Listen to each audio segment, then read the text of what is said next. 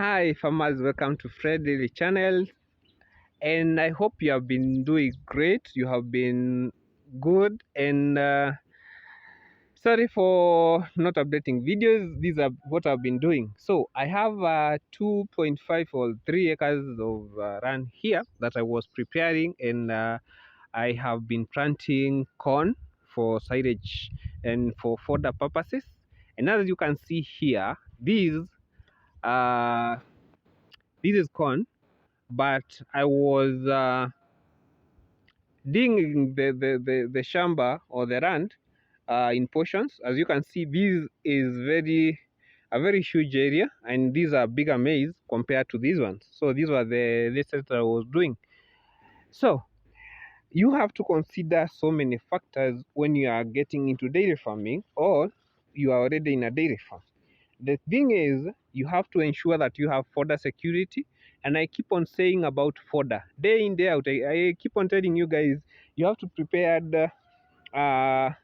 when it comes to fodder, yeah, fodder security. So this is a maize that I have been uh, planting, and these are the result for now. And it is a big run, as you can see. So it goes up to the other end there, but you cannot see because of these varish. And once you do this, you have to put into consideration uh, some factors that you should know when you are planting maize. So the first thing is, when you are having a large portion of land, like it goes up to there, so that far end, you have to make sure that you apply fertilizer, because applying manure on all these land is might be cumbersome, might be require a lot of manure. So the simplest that you can do is you need to have fertilizer. And when you are planting maize, you need to have fertilizer, the NPK, that the phosphorus should be higher, yeah, so that for root development of the maize, yeah, and the stalk development of the maize, yeah. So this is it, but I've seen it have been started by fall armyworm, yeah, but I'm going to spray some insecticide there, and also I'll be top dressing, and also I'll be weeding for it, yeah. There are different ways that you can use for weeding. One is applying herbicides, but for my case, I'm not going to do that. I'll be using manual. I'll be doing it manual. I'll employ some people here who will assist me in doing that. So here you see, when you are planting near the forest, or there is a bush, yeah, as you can see here, all the maize that I planted here have already been eaten by birds, but I don't know what's happening. But as you can see, the others, they are okay, but on the edges, on the fence, they have been eaten, all of them. So you have to take caution. You have to clear the bush first, which I didn't, as you can see, although it is a fence, and we have a forest here. I don't know who the owner is, but for the rest, I'm going to be taking care of them, yeah. uh, so apply the correct fertilizer when you are planting, and then you have to top dress. You can apply the foliars, all that, but the best thing that you can do is weeding.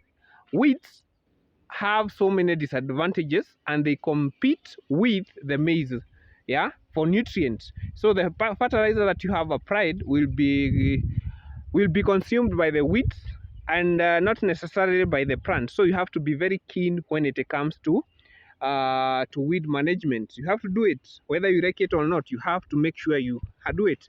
Whenever you see like this maize plant having a purplish color, it means that it lacks what we call, or there's insufficient phosphorus in it. So you have to be very keen when it comes to that.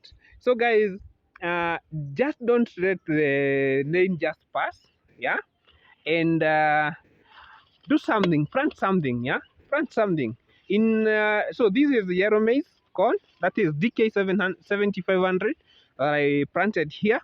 And my intention of this is to store as much silage as I can.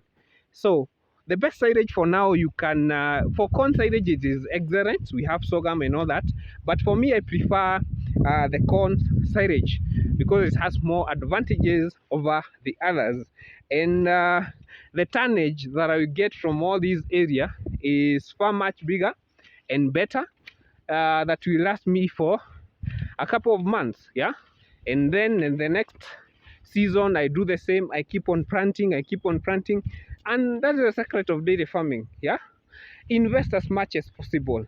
So many people are not investing. You keep on saying that you want to invest, but very few people are investing, are serious about dairy farming. So all these area going all that, you can see. Yeah, so you too can do it. Just make up your mind and know exactly what you want. So it reaches up to that tree there and up to the fence there, then up, and you can see the small ones that are not growing yet, and then on the down one we have the bush here. So guys, if you're a young person, it doesn't matter even age, but as a young person you have the energy, you have time. What you may be lacking is money, and money you find it using such projects. You start small, and with time you keep on growing. Yeah, so that's why I like to encourage young people, not even young, if you are 40 and below. Yeah, make sure you have a project. Make sure you have a project whereby your money goes, because if your work is to spend, you hit 50 and you don't have anything. And as a man, especially as a man, if you have nothing to show off, you are in danger. So you have to make a decision. Yeah, if you are small dairy farmers, have bigger vision. Go big, go big. Yeah, rent, lease. Yeah, if you don't have money to buy land, just lease and plant as much fodder as possible. Yeah, once you do that, you can keep it, you can sell it if it is in excess.